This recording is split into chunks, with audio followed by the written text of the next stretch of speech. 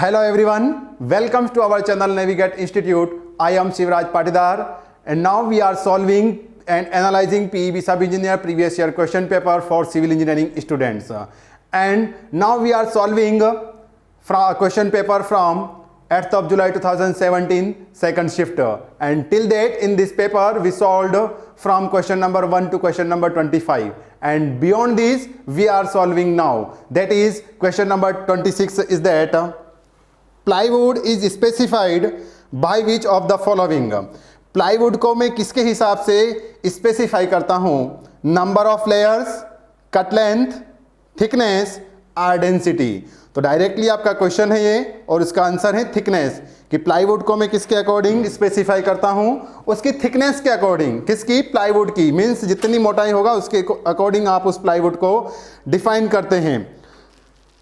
और ये किससे बना होता है? आपका as a plies of wood veneer. And then question number 27, poise is a unit for which of the following. जो पोइस होता है आपका वो किसकी यूनिट है? स्पेसिफिक वॉल्यूम, विस्कोसिटी और काइनेमेटिक विस्कोसिटी और मास डेंसिटी।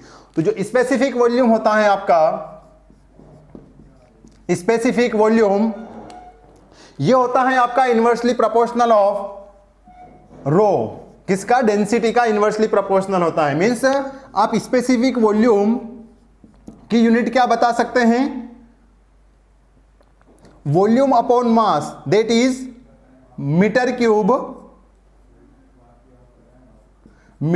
पर किलोग्राम यूनिट होती है आपकी स्पेसिफिक वॉल्यूम की। देन है आपका विस्कोसिटी, और विस्कोसिटी को मैं जनरली डिनोट करता हूं एज अ म्यू से, या इसी को मैं डायनेमिक विस्कोसिटी पढ़ता हूं। और ये होती हैं, इसकी यूनिट जो होती हैं आपकी न्यूटन सेकंड पर स्क्वायर मीटर, और 1 न्यूटन सेकंड पर स्क्वायर मीटर बराबर होता है आपका 10 पोइस। कितना होता है? तो 10 पोइस। मीन्स आपसे पूछा है कि जो पोइस है वो किसकी यूनिट हुई है? तो जो पोइस है मेरा, वो मेरा किसका? डायनेमिक विस्कोसिटी की यूनिट हुई। काइनेमेटिक विस्कोसिटी आपका होता है जिसको मैं रिप्रेजेंट करता हूं एज अ न्यू से, और ये होता है आपका dynamic viscosity upon density of fluid, that is mu upon rho. And इसकी यूनिट हो जाती है आपकी सेंटीमीटर स्क्वायर पर सेकेंड, सेंटीमीटर स्क्वायर पर सेकेंड। और इसकी एक यूनिट होती है आपकी और स्टॉक। जैसे नॉर्मल डायनेमिक विस्कोसिटी की यूनिट होती है न्यूटन सेकंड पर मीटर स्क्वायर, और एक यूनिट होती है आपकी पोइस। उसी प्रकार इसकी यूनिट होती है काइनेमेटिक विस्कोसिटी, सेंटीमीटर स्क्वायर पर second. And another unit is stock. Mass density, तो मास डेंसिटी तो आपका यही है डेंसिटी, और इसकी यूनिट क्या होती है? किलोग्राम पर मीटर क्यूब। तो आपसे पूछा है पोइस किसकी यूनिट है? तो पोइस मेरा विस्कोसिटी की यूनिट हुई। Option number 2। देन बढ़ते हैं क्वेश्चन नंबर 28, जिंक और aluminium powder are used as. तो जिंक और एल्यूमिनियम का पाउडर होता है, उसका मैं कंक्रीट में क्यों, किसके लिए यूज करता हूं? किसके लिए यूज करते हो आप? जनरली इसकी वर्केबिलिटी इंक्रीज करने के लिए। तो वर्केबिलिटी इंक्रीज करने के लिए यूज करता हूं, तो वो क्या कहलाएगा? As a retarder, accelerator, air entraining agents और प्लास्टिसाइजर। तो जो रिटार्डर्स होता है वो होते हैं chemical agents that slow down, क्या कर देते हैं? आपकी जो प्रोसेस है केमिकल रिएक्शंस की, उस प्रोसेस को वो स्लोली कर देते हैं, मतलब उसकी स्पीड को डिक्रीज कर देते हैं। उनको पढ़ता हूं मैं एज अ रिटार्डर। तो अगर केमिकल रिएक्शंस की स्पीड को डिक्रीज करने के लिए जो मैंने मटेरियल यूज किया है उनको पढ़ूंगा मैं as a retarder. Accelerator just इसका उल्टा होगा। अगर ऐसा केमिकल एजेंट्स जो आपकी केमिकल रिएक्शंस की स्पीड को बढ़ा दे, means that those chemical agents that speed up chemical reactions is called as a accelerator. Air entraining agents वो कहलाते हैं जो आपकी वर्केबिलिटी और ड्यूरेबिलिटी को इंक्रीज करते हैं। जो क्या करते हैं? आपकी वर्केबिलिटी और ड्यूरेबिलिटी को इंक्रीज करते हैं। मीन्स दैट जैसे आपका ये जिंक और एल्यूमिनियम पाउडर क्या हुआ? As a air entraining agent, क्योंकि एयर इंट्रेनिंग एजेंट कौन होता है? जो आपकी वर्केबिलिटी और ड्यूरेबिलिटी को इंक्रीज करता है। देन है आपका प्लास्टिसाइजर। तो प्लास्टिसाइजर क्या होता है? ये आपकी क्वांटिटी ऑफ वाटर को रिड्यूस करता है और उसकी जो वर्केबिलिटी है उसको बनाए रखता है, बढ़ाता नहीं है प्लास्टिसाइजर। आप ध्यान से देखिए, एयर इंट्रेनिंग एजेंट और प्लास्टिसाइजर। प्लास्टिसाइजर्स आपकी क्वांटिटी ऑफ वाटर को रिड्यूस कर देगा, पर वर्केबिलिटी उतनी ही बनाए रखेगा। मींस आप कम पानी के यूज से भी उतनी वर्केबिलिटी गेन कर पाएंगे, बट एयर इंट्रेनिंग एजेंट आपकी वर्केबिलिटी इंक्रीज करता है। ओके, तो प्लास्टिसाइजर क्या हुआ आपका, reduce the quantity of water and maintain workability of concrete. But आपका जो आंसर था, जिंक और aluminium powder are used as a air entraining agent to increase the workability of concrete. Then question number 29, fineness modulus gives idea about which of the following. Fineness modulus क्या मुझे idea देता है या किसको major करता हूं finance modulus से, क्या होता है? तो क्या होता है आपका, surface area of the particles in aggregate, और texture of particles in the aggregate, और shape of the particles in aggregate, or mean size of particles in the aggregate. तो जो फाइनेंस मॉडुलस होता है वो आपको एक उसकी एवरेज साइज बताता है, किसकी, एग्रीगेट की। Means that mean size of aggregate आपको रिप्रेजेंट करता है as a fineness modulus.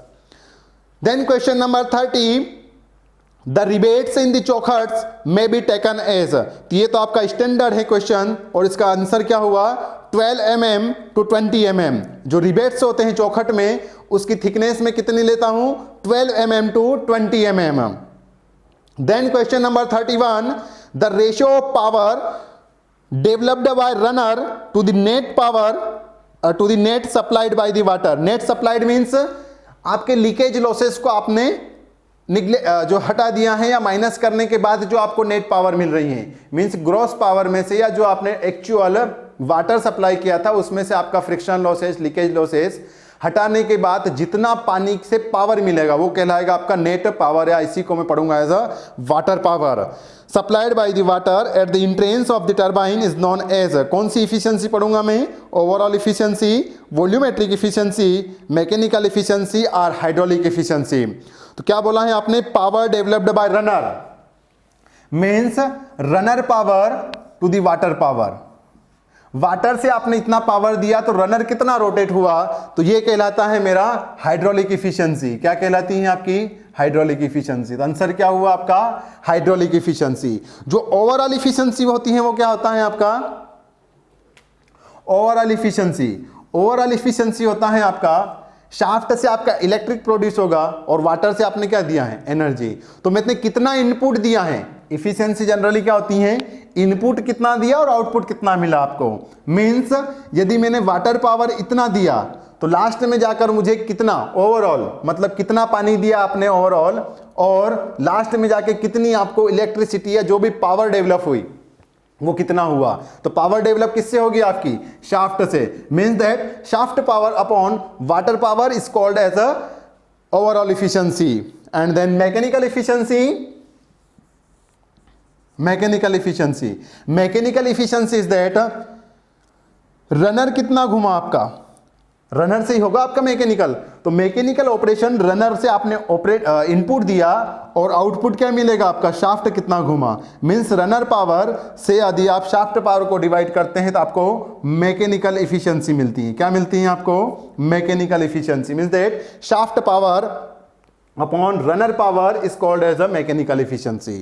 And है आपका एक वॉल्यूमेट्रिक इफिशियंसी। ये होता है आपका क्वांटिटी के रिस्पेक्ट में। क्वांटिटी के रिस्पेक्ट में मींस दैट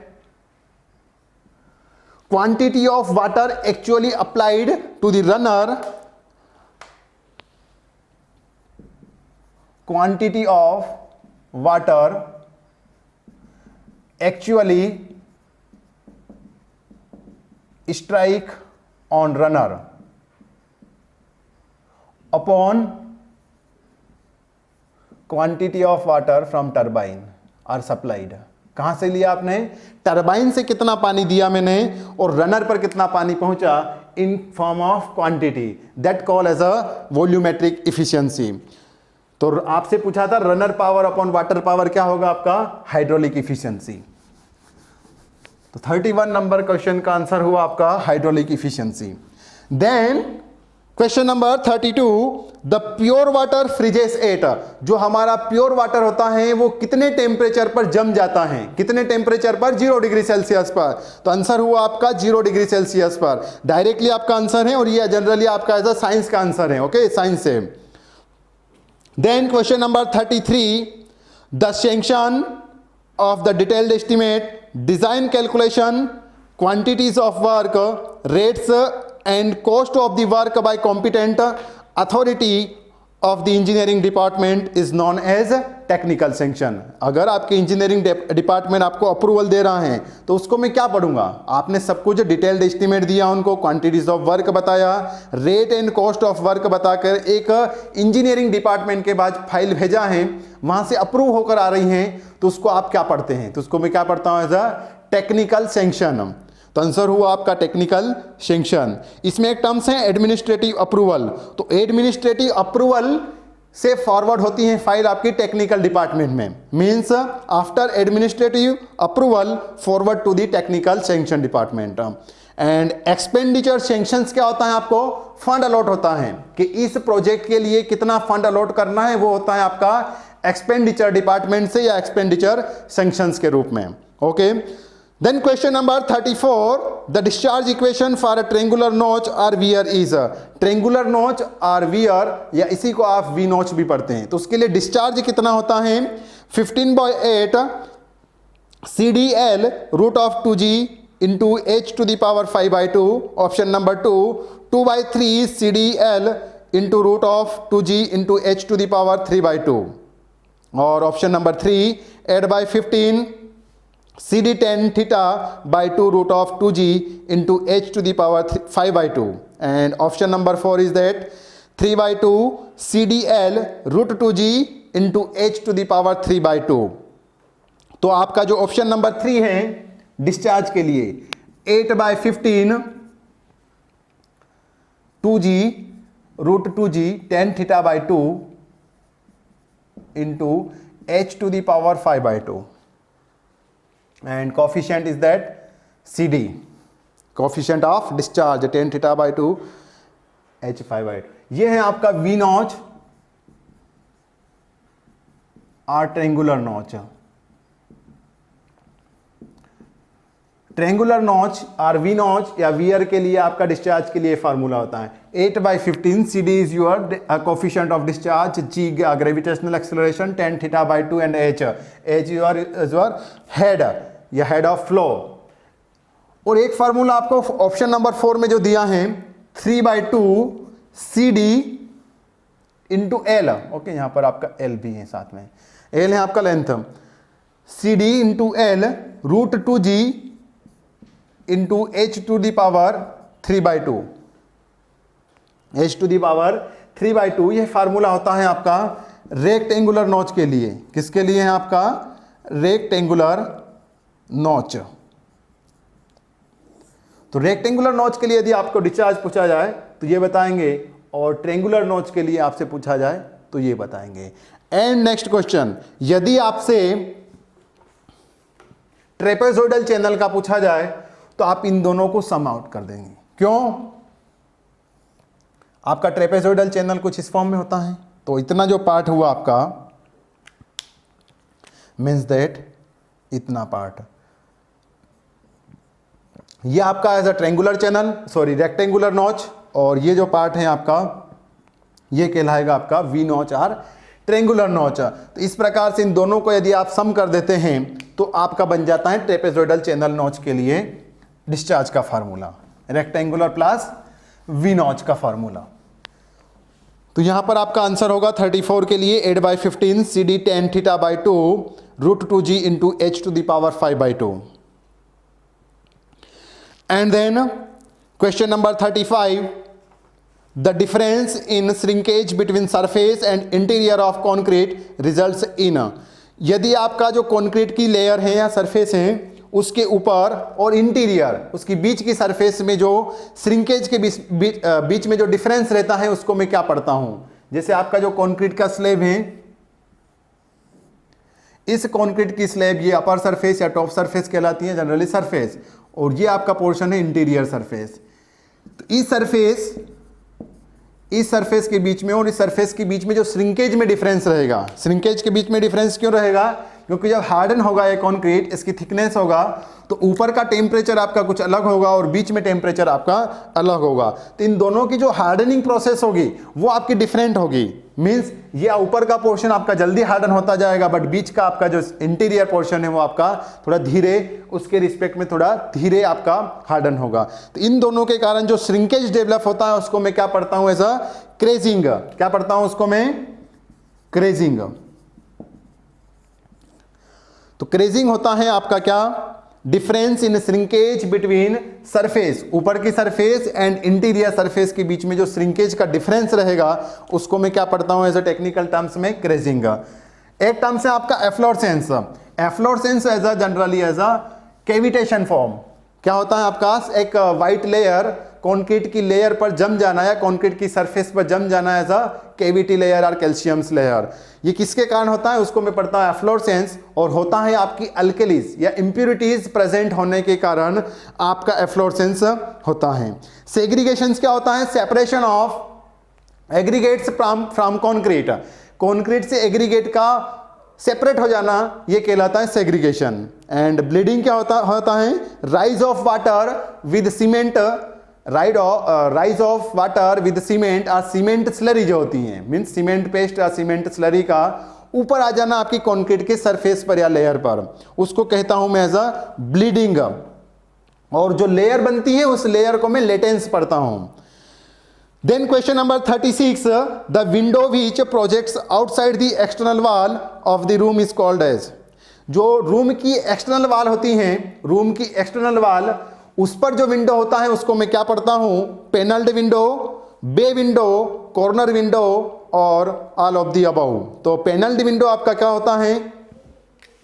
जिसमें पैनल लगे हों, तो वो तो आप कहीं पर भी यूज कर सकते हो, आप एक्सटर्नल वॉल पर भी यूज कर सकते हो, इंटीरियर वॉल में भी कर सकते हो, तो इसका कोई क्लासिफिकेशन नहीं हुआ। ये तो क्या कहलाएगा आपका? ऐसा इस प्रकार से पैनल के फॉर्म में हो, तो ये कहलाती है आपकी ऐसा पैनल्ड विंडो। बट उसने पूछा है मैं एक्सटर्नल वॉल पर जो यूज करता हूं उस विंडो को मैं और क्या नाम से पढ़ता हूं, तो उसको मैं पढ़ता हूं एज अ बे विंडो। कौन सी पढ़ते हैं आप उसको? Bay window. ये होते हैं आपके पैनल के फॉर्म में। पैनल के फॉर्म में अगर विंडो हुई तो उसको पैनल्ड विंडो। उसी प्रकार कॉर्नर विंडो किसको पढ़ूंगा मैं? यदि मेरा विंडो कहां पर हो? वॉल के कॉर्नर पर, मीन्स ये इस प्रकार से आपका स्ट्रक्चर है तो इसके कॉर्नर पर हुआ कुछ इस प्रकार से। ये कॉर्नर पर यदि आपका विंडो हुई तो इस विंडो को आप पढ़ते हैं as a corner window. But आपसे पूछा था एक्सटर्नल वॉल के लिए तो वो कहलाएगा आपका as a bay window. Then question number 37 आपसे पूछा है efficiency of riveted joint is equal to. जो इफिशियंसी ऑफ रिवेटेड जॉइंट है उसको मैं किसके इक्वल टू लूंगा यहां पर? तो उसको किसके इक्वल टू लेते हैं आप? Efficiency of riveted joint means efficiency of joint is equal to कितना होता है? Strength of rivet, strength of riveted joint और strength of riveted joint upon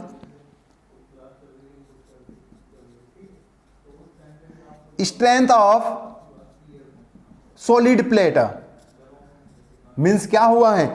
ज्यादा से ज्यादा आपकी स्ट्रेंथ कितनी हो सकती है? जितनी सॉलिड प्लेट है। जैसे ये प्लेट है मान लिया, या फिर आपका सर्कुलर बार है, तो इसकी स्ट्रेंथ कितनी होती है? अगर ये मैक्सिमम जितना कैपेबल हो लोड को रजिस्ट करने के लिए। अब यदि मैं इसमें कोई होल करके इसमें ज्वाइंट कर दिया जाए इस प्रकार से इस प्लेट को, तो अभी क्या होगा? इसमें ज्वाइंट हुआ है, मीन्स इसका क्या हुआ? कुछ मटेरियल बाहर फेंक दिया है आपने, और इसमें ज्वाइंट के कारण इसमें कुछ स्ट्रेंथ का क्या हो गया होगा? रिड्यूस हो चुकी होगी। तब ज्वाइंट के बाद इसमें कितनी स्ट्रेंथ बची है? तो उन दोनों का रेशियो ही तो आपका क्या कहलाएगा? मीन्स पहले आपकी स्ट्रेंथ इतनी थी, अब ज्वाइंट करने के बाद स्ट्रेंथ कितना मिला? तो strength of riveted joint upon strength of solid plate. पहले वो सॉलिड रही होगी, फिर बाद में आपने रिवेट लगाया, रिवेट लगाया मीन्स क्या हुआ? उसमें होल हुआ है। तो उन दोनों का जो रेशियो कहलाएगा वही तो आपका इफिशियंसी ऑफ ज्वाइंट बताएगा आपको। तो आंसर कौन सा हुआ आपका? Strength of riveted joint upon strength of solid plate. ये कहलाती है आपकी efficiency of riveted joint. Then question number 38 आपसे कुछ इस प्रकार से पूछा है the support to load above the opening is known as. जो ओपनिंग के लिए सपोर्ट दिया है ऊपर, ये आपका है सवाल। इस वॉल में मान लीजिए इतना पोर्शन आपका ओपनिंग एरिया है, ये आपका ओपनिंग है,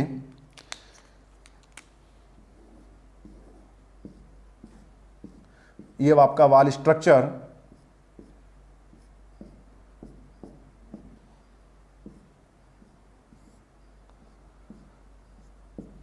तो इस ओपनिंग एरिया में यहां पर आपका जो ब्रिक लेयर होगा उसको सपोर्ट करने के लिए आपने एक स्मॉल स्पान का एक छोटा सा स्मॉल थिकनेस का बीम दिया है, एक स्मॉल थिकनेस का और स्मॉल स्पान का आपने एक बीम दिया है, जिसके थ्रू क्या कर रहे हैं आप, इस वाल के फोर्सेस को रजिस्ट कर रहे हैं, क्योंकि यहां पर आपका क्या है, ओपनिंग एरिया। तो इस बीम को मैं क्या पढ़ता हूं, सपोर्ट। ये सपोर्ट दिया है आपने ओपनिंग को, तो ओपनिंग के लिए जो सपोर्ट प्रोवाइड करता हूं उसको मैं क्या पढ़ता हूं, crown, sill, none of the above और लिंटेल। तो इसको मैं क्या पढ़ता हूं, एज अ लिंटल। इसको मैं पढ़ता हूं एज अ लिंटेल, और एज अ छोटे स्पान का जो बीम जो मेरे ओपनिंग एरिया को सपोर्ट करता है उसको मैं लिंटेल पढ़ता हूं। सील आपका होता है ये वाला पोर्शन जो डोर में आपका नीचे का सबसे बॉटम पोर्शन रहता है डोर फ्रेम में, उसको मैं पढ़ता हूं एज अ सील। क्राउन आपका upper portion. Then question number 39, what should be the weight of standard brick. एक जो स्टैंडर्ड ब्रिक होती है उसका वेट कितना होता है, कितना होता है, 3 किलोग्राम। कितना होना चाहिए आपका, 3 किलोग्राम। तो standard weight is your 3 kilogram. 3 to ऐसे जनरली 3 to 3.5 होता है, पर आपको ऑप्शन में 3 दिया है तो आपका आंसर होगा 3 किलोग्राम। एंड बढ़ते हैं क्वेश्चन नंबर 40 की तरफ। What is the nominal size of standard modular brick tile. जो ब्रिक टाइल होती है स्टैंडर्ड मॉड्यूलर, उसकी साइज क्या होती है, तो देखते हैं। स्टैंडर्ड पूछा है आपसे, मॉड्यूलर तो 19 इंटू 9 इंटू 4, ओके यही दिया है आपसे, centimetre cube.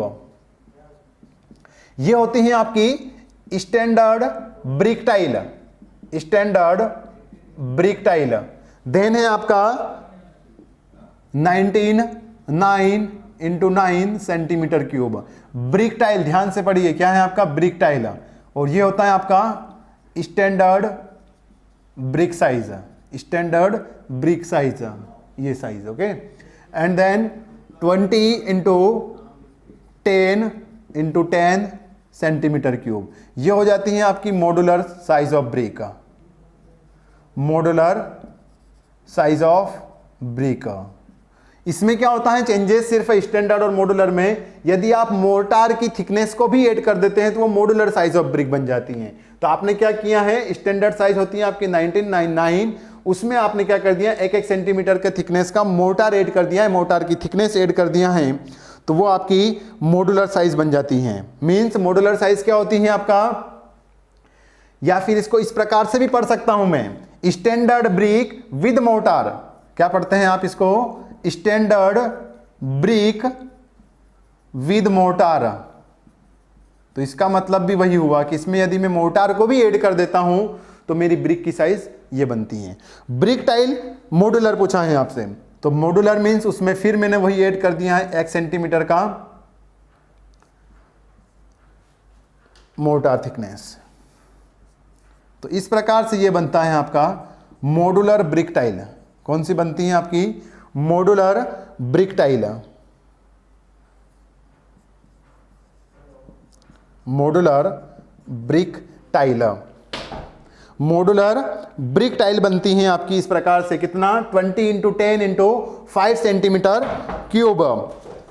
Okay, then question number 41, and then question number 41, what is the unit weight of broken bricks. जो टूटे हुए टुकड़े हैं ब्रिक का, उनका वेट कितना रहेगा, तो उनका जनरली वेट कितना रहता है आपका, यूनिट वेट 14.2 किलो न्यूटन पर मीटर क्यूब, 14.2 किलो न्यूटन पर मीटर क्यूब। यदि इसको न्यूटन में कन्वर्ट करना है तो आप क्या कर देंगे, इसको 14.2 into 10 to the power 3 newton पर मीटर क्यूब। तो ब्रोकन ब्रिक का यूनिट वेट कितना हुआ, 14.2 into 10 to the power 3 Newton per meter cube. Then question number 42, what is the least window opening for 30 meter cube inside volume of the room? 30 metre cube का यदि मेरा volume है किसका, room का, तो उसके लिए मैं विंडो के लिए कम से कम कितनी ओपनिंग रखूंगा, कम से कम विंडो के लिए मैं कितनी ओपनिंग रखूंगा। तो आपने क्वेश्चन नंबर 21 में पढ़ा है इसके लिए कि ओपनिंग एरिया में जनरली कितना रखता हूं, 10 से 15%। कितना रखता हूं मैं, 10 से 15% मुझे ओपनिंग एरिया रखना है उस रूम एरिया के। तो रूम का एरिया निकाल लेते हैं पहले। आपको दिया है room volume, volume of room is equal to 30 metre cube. Height of room कितना होता है generally, height of room is equal to होती है जनरली 3 मीटर। तो आपका floor area, floor area of room, floor area of room is equal to कितना हुआ आपका, कितना होगा आपका, यदि मैं वॉल्यूम को डिवाइड कर दूं हाइट से, हाइट से मीन्स दैट 30/3 किया जाए तो आपका 10 स्क्वायर मीटर फ्लोर एरिया बनता है। कितना बनता है, 10 स्क्वायर मीटर आपका फ्लोर एरिया बनता है रूम का। तो इस रूम के लिए मुझे रखना है for room opening, opening is minimum कितना, इज कितना रखना है आपको, 10 to 15% के बीच में, लगभग 10 to 15% के बीच में। तो इसका 10% कितना होगा, 1 स्क्वायर मीटर। इसका जनरली कितना होगा, 1 to 1.5। मीन्स ओपनिंग एरिया कितना होगा आपका, ओपनिंग एरिया फॉर विंडो कितना होगा आपका, 1 to 1.5 स्क्वायर मीटर। कितना होगा, इसका आपने क्या कर दिया है, 10 से 15%, मीन्स 10 to 15% ऑफ एरिया। तो ये आपको कितना मिलेगा, 1 to 1.5। ऑप्शन में आपके पास 1 स्क्वायर मीटर है, तो आंसर होगा आपका 1 स्क्वायर मीटर में कम से कम विंडो के लिए ओपनिंग रखूंगा यदि मेरा रूम का वॉल्यूम 30 मीटर क्यूब है। क्वेश्चन आपको घुमाकर पूछा गया था, तो इसके लिए कंसेप्ट क्लियर होना बहुत जरूरी है। ओके, हाइट का रोल है ही नहीं आपका विंडो में, तो इसलिए हाइट को आप हटा देते हैं, हाइट को हटा देते हैं मीन्स दैट हाइट से डिवाइड कर देंगे तो रूम एरिया निकाल लेंगे। देन क्वेश्चन नंबर 43 आपसे पूछा गया है कुछ इस प्रकार, what is the expression for capillary rise. Fluid mechanics से क्वेश्चन है आपका कि कैपिलरी राइज के लिए एक्सप्रेशन क्या होगा, rho g d upon sigma. Option number 2 4 sigma upon rho g d, और option number 3 rho g d upon 4 sigma, और option number 5 sigma upon rho g d. तो जो कैपिलरी राइज के लिए फार्मूला होता है वो आपका होता है rise 4 sigma upon rho g d और इंटू कोस फाई होता है आपका। बट कोस फाई की वैल्यू जनरली थोड़ी निग्लेक्टेड आती हैं, बहुत माइनर आती हैं, इसलिए इसको भी आप निग्लेक्ट भी कर सकते हैं। तो आपको कोस फाई यहां पर मल्टीप्लाई करके नहीं पूछा है। तो 4 sigma upon rho g D आपका राइज के लिए होगा, और फाल के लिए निकालना है तो इसको माइनस कर देते हैं। ये क्या हो जाता है आपका कैपिलरी फाल, और ये हो जाता है आपका राइज के लिए। एंड सिमिलरली क्वेश्चन नंबर आपको 44 पूछा गया है, what is the range for diffusivity of concrete which will change temperature with respect to conductivity. Conductivity के रिस्पेक्ट में मीन्स टेम्परेचर चेंज हो रहा है, तो डिफ्यूजिविटी क्या होती है कॉन्क्रीट की, तो कितना होती है, तो उसके पहले कंडक्टिविटी पढ़ लेते हैं और डिफ्यूजिविटी। तो थर्मल कंडक्टिविटी क्या होती है, it's a measure of conduction of heat, means concrete कितना कंडक्ट कर रही है हीट, वो कहलाती है आपका थर्मल कंडक्टिविटी ऑफ कॉन्क्रीट। उसी प्रकार थर्मल डिफ्यूजिविटी कहलाती है it's measure of rate at which temperature change within mass, mass के अंदर, उस कॉन्क्रीट मास के अंदर कितना टेम्परेचर चेंज हो रहा है, मींस कितना टेम्परेचर में चेंजेस आ रहा है, ये कहलाता है आपका थर्मल डिफ्यूजिविटी। तो थर्मल डिफ्यूजिविटी में चेंजेस आना with respect to thermal conductivity of concrete, तो कितना होता है आपका ये होता है 0.002 to 0.006 metre square per hour. And then question number 45 की तरफ बढ़ते हैं, जो आपसे पूछा है what is the unit of standard deviation in concrete mix design. यदि मैं कॉन्क्रीट मिक्स डिजाइन करता हूं तो उसमें स्टैंडर्ड डेविएशन जो यूज करता हूं उसकी यूनिट क्या होगी। तो स्टैंडर्ड डेविएशन में यूज करता हूं कॉन्क्रीट मिक्स डिजाइन में कैरेक्टरिस्टिक स्ट्रेंथ ऑफ कॉन्क्रीट निकालने के लिए, किसके लिए, कैरेक्टरिस्टिक स्ट्रेंथ ऑफ कॉन्क्रीट निकालने के लिए मैं स्टैंडर्ड डेविएशंस का यूज करता हूं। और वो किस प्रकार से, mean strength FM minus constant 1.65 into standard deviation S, कहीं कहीं पर इसको मैं सिग्मा से भी रिप्रेजेंट करता हूं। तो यही होता है आपका स्टैंडर्ड डेविएशन। अब देखिए आप इस इक्वेशन को इक्विलिब्रियम में देखिए, इक्विलिब्रियम मींस मैथ के कंसेप्ट के थ्रू, मैथ क्या बोलता है, यदि आप किसी दो पार्ट को या दो पोर्शंस को ऐड करते हैं तो तभी ऐड कर पाते हैं जब उनकी यूनिट सेम हो, उनकी क्या हो, यूनिट सेम हो। अब ये है आपका, सबसे पहले इसको देखिए, ये क्या है, कैरेक्टरिस्टिक स्ट्रेंथ, ये होती है आपकी जनरली किसमें, न्यूटन पर mm स्क्वायर, या फिर इसी को मैं पढ़ता हूं एज अ मेगा पास्कल। ये इसके बराबर हुआ, मीन्स देट इसकी यूनिट भी क्या हुई, यही हुआ आपका मेगा पास्कल। मीन्स ये तो कांस्टेंट है आपका 1.65, तो FM में से मैं S को तभी घटा पाऊंगा या सब्सट्रैक्ट कर पाऊंगा जब इसकी भी यूनिट क्या हो, सेम हो। मीन्स देट इसकी भी यूनिट आपका क्या होगा, मेगा पास्कल। तो देट इज स्टैंडर्ड डेविएशन की यूनिट मेरा होता है मेगा पास्कल या न्यूटन पर mm स्क्वायर, या वही यूनिट होती हैं जो मेरी कैरेक्टरिस्टिक स्ट्रेंथ ऑफ कॉन्क्रीट होती हैं। ओके, तो आंसर हुआ आपका mega pascal is a unit of standard deviation. Then question number 46, what is the order of booking in dimension. आप जो बुकिंग में डायमेंशन यूज करते हैं वो किस ऑर्डर में करते हैं, तो किस ऑर्डर में करते हैं, length breadth into height, means length breadth and height के ऑर्डर में आप कोई बुकिंग डायमेंशन ऑर्डर करते हैं। तो आंसर हुआ आपका length breadth and height. Then question number 47, the facultative bacteria are those which, facultative bacteria में किसको पढ़ता हूं, क्या ऑप्शन नंबर फर्स्ट है आपके पास, कैन सर्वाइव विद और without free oxygen, or flourish and thrive in the absence of free oxygen, require oxygen for their survival, or none of the above. तो फेक्युलेटिव बैक्टीरिया ऐसे bacteria कहलाते हैं जो मेरे ऑक्सीजन की प्रेजेंस और absence दोनों में सर्वाइव कर सकते हैं, मतलब ऑक्सीजन हो या ना हो तो भी वो सर्वाइव कर पाएं, ऐसे ही बैक्टीरिया को मैं फेक्युलेटिव बैक्टीरिया कहता हूं। Means that can survive with और without free oxygen is called as a facultative bacteria.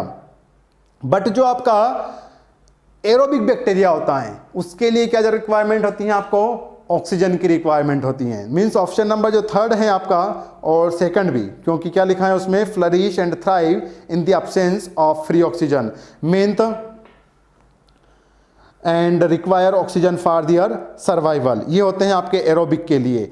Anaerobic bacteria आपकी ऑक्सीजन की एब्सेंस में सर्वाइव करते हैं, उनको पढ़ते हैं आप एनएरोबिक। बट जो फेक्युलेटिव बैक्टीरिया हैं वो आपका दोनों में, प्रेजेंस एंड एब्सेंस दोनों में सर्वाइव कर सकते हैं। Then question number 48, when a contractor is paid certain percentage over the actual cost of the construction as his profit stumped as, तो उसको मैं क्या पढ़ता हूं, यदि मैंने कॉन्ट्रैक्टर को उसका कुछ प्रॉफिट और जो कंस्ट्रक्शन का कॉस्ट आया है वो मैंने कुछ प्रॉफिट उसको पे कर दिया है इसके प्रॉफिट के साथ में, तो उसको क्या पढ़ता हूं मैं, as a cost plus percentage contract. अब आपको कमेंट के थ्रू बताना है लमसम कॉन्ट्रैक्ट, शेड्यूल कॉन्ट्रैक्ट और वर्क ऑर्डर क्या होता है। आपको कमेंट के थ्रू क्या बताना है, लमसम कॉन्ट्रैक्ट क्या होता है, देन शेड्यूल कॉन्ट्रैक्ट क्या होता है। शेड्यूल, कॉन्ट्रैक्ट एंड नेक्स्ट आपको वर्क ऑर्डर। इन तीनों टर्म्स को आपको कमेंट्स के थ्रू बताना है कि ये होती क्या हैं। देन बढ़ते हैं क्वेश्चन नंबर 49 की तरफ। क्वेश्चन नंबर 49 आपसे पूछा है, सर्विंग का क्वेश्चन है आपका। If the chainage of point of intersection is 1192 metre and tangent length is 141.48 metre, then the chainage of point of curve is. तब आपका जो चेनेज होगा पॉइंट ऑफ कर्व का वो कितना होगा, तो देखते हैं कितना होगा।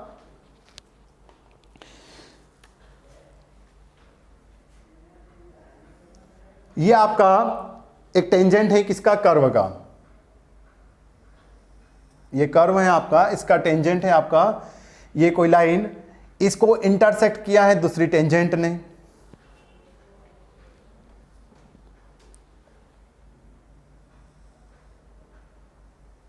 ये इस टेंजेंट ने इसको यहां पर intersect means as a cross करना। ये इस तरफ से जा रही थी, इसने इसको यहां पर आपको क्रॉस कर दिया है, तो इसको पढ़ता हूं मैं as a intersection point I. तो इंटरसेक्शंस क्या है, इस इंटरसेक्शंस पर जो मेरा क्या बोला है, चेनेज पॉइंट कहां पर, इंटरसेक्शंस पर कितना है 1192 मीटर। कितना है 1192 मीटर आपका इंटरसेक्शंस पॉइंट पर आपका चेनेज है। तो आपसे पूछा है यहां पर कितना रहा होगा चेनेज पॉइंट, या चेनेज यहां पर आपको बताना है कितना है। तो इस पॉइंट पर कैसे बताएंगे, आपसे बोला है जो कर्व से टेंजेंट लेंथ है वो कितना दिया है 141.48 मीटर, 141.48 मीटर।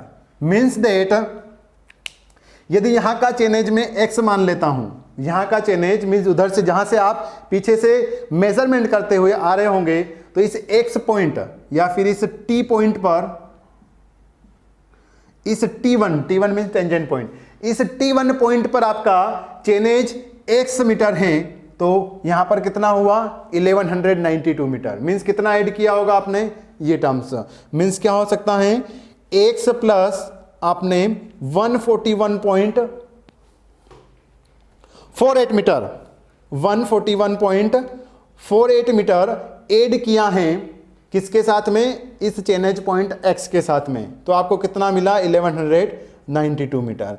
तो यदि मुझे x की वैल्यू चाहिए तो कितना होगा, इसको इसमें से माइनस कर देता हूं मैं, तो 1192 माइनस 141.48 मीटर, दैट इज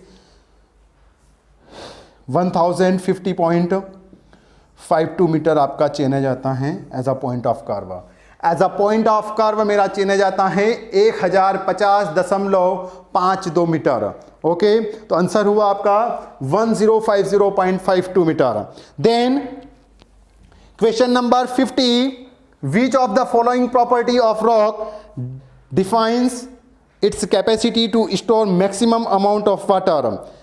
कौन सी प्रॉपर्टी मेरी रॉक की बताती है कि वो मैक्सिमम वाटर स्टोर करेगा, उसका टेक्सचर, हार्डनेस, पोरोसिटी और परमिएबिलिटी। तो कौन बताएगा आपको कि आपका जो रॉक है वो मैक्सिमम वाटर स्टोर कर लेगा, तो कौन बताएगा आपको, उसकी पोरोसिटी, जो उसकी पोरोसिटी होती है उसके रॉक की, वो आपको क्या बताती हैं कि मैक्सिमम वो वाटर स्टोर कर सकता है।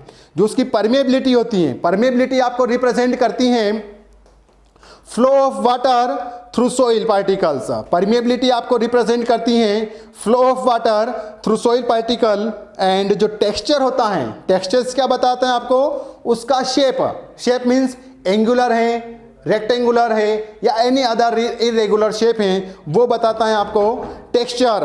और उसकी जो हार्डनेस होती है, उसकी जो हार्डनेस क्या बताती है, show abrasion resistance, that is कितना वो सॉफ्ट है या कितना हार्ड है, ये बताता है आपका उसकी हार्डनेस। और इस प्रकार से आपके ये 50 क्वेश्चन सॉल्व होते हैं। एंड देन इसके आगे के क्वेश्चन हम नेक्स्ट वीडियो में लेकर आएंगे आपके